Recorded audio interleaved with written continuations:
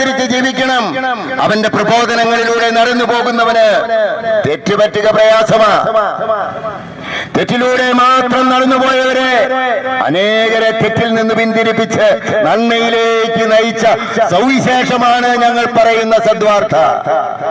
എത്രയോ ക്രിമിനലുകൾ, ഒരുപക്ഷെ എന്നെ കേൾക്കുന്ന പഴയ ആളുകളൊക്കെ ഓർക്കുന്നുണ്ടാവും. മദ്രാസിലെ മോൻ എന്ന് പറഞ്ഞ് ഒരു സിനിമ കേരളത്തിൽ ഇറങ്ങി. മദ്രാസിലെ മോൻ തിരുവല്ലയിലെ ഒരു കുബേര കുടുംബത്തെ കൊല ചെയ്ത് തന്റെ അകന്ന ബന്ധുവായ അപ്പനെയും ബന്ധുവിനെ അപ്പനും അമ്മയുമായി സ്വീകരിച്ച്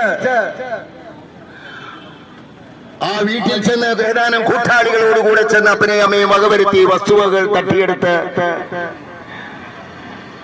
കോളേജ് ജീവിതത്തിൽ ചെയ്ത പ്രവൃത്തി, മദ്യത്തിനും മയക്കുമരുന്നിനും അടിമയായി ചെയ്ത പ്രവൃത്തി, രണ്ടുപേരെ കൊല ചെയ്ത് അവൻ ജയിലിലായി അടയ്ക്കപ്പെട്ടു. ജീവപര്യന്തം ശിക്ഷയ്ക്ക് വിധിക്കപ്പെട്ട് ജയിലിൽ കഴിഞ്ഞു.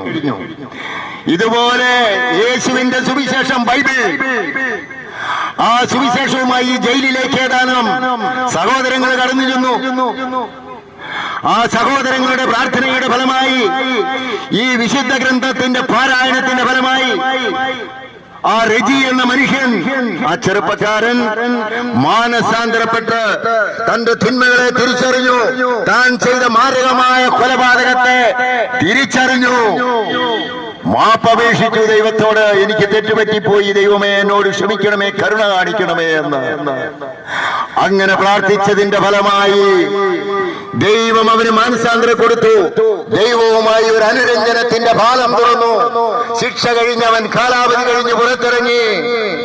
താൻ ചെയ്ത പ്രവൃത്തിക്ക് പരിഹാരമായി ഇന്ന് 250-ൽ പരം പാവപ്പെട്ട സഹോദരങ്ങളെ, തെരുവിൽ കിടന്നുറങ്ങിയിരുന്നവർ, മാനസിക വിഭ്രാന്തി ബാധിച്ചവർ, അവരെ തെരഞ്ഞു പിടിച്ചു കൊണ്ടുപോയി അവരുടെ മുടി വെട്ടിച്ച്, അവരെ വൃത്തിയായി കുളിപ്പിച്ച്, അവരുടെ നഖങ്ങൾ വെട്ടി, അവരുടെ വൃണ്ണങ്ങൾ ഉണക്കി, മരുന്ന് വെച്ച് കെട്ടി വൃണ്ണങ്ങൾ ഉറക്കി അവരെ സംരക്ഷിക്കുന്ന ഒരു അനാഥാലയം നടത്തിക്കൊണ്ടിരിക്കുകയായി മനുഷ്യൻ.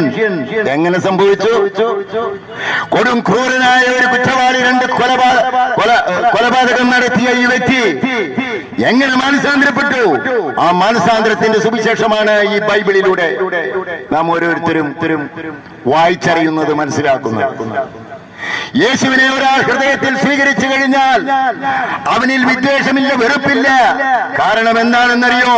വിദ്വേഷത്തിന്റെയും വെറുപ്പിന്റെയും വേരുകളെ അറുത്തുമാറ്റി അവന്റെ ഹൃദയത്തിന്റെ ആത്മാവിന്റെ ഉള്ളറകളിൽ, മനസ്സിന്റെ ഉള്ളറകളിൽ ലയിച്ചു കിടക്കുന്ന വിദ്വേഷത്തിന്റെയും വെറുപ്പിന്റെയും അഹങ്കാരത്തിന്റെ